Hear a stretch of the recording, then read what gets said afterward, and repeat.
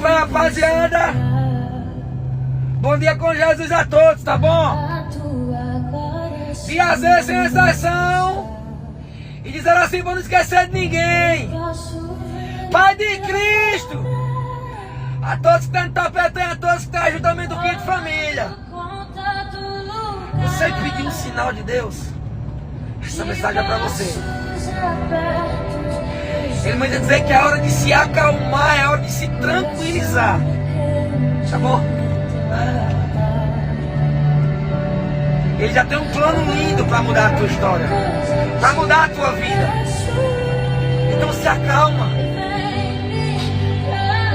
Aquilo que ele te prometeu, ele vai cumprir.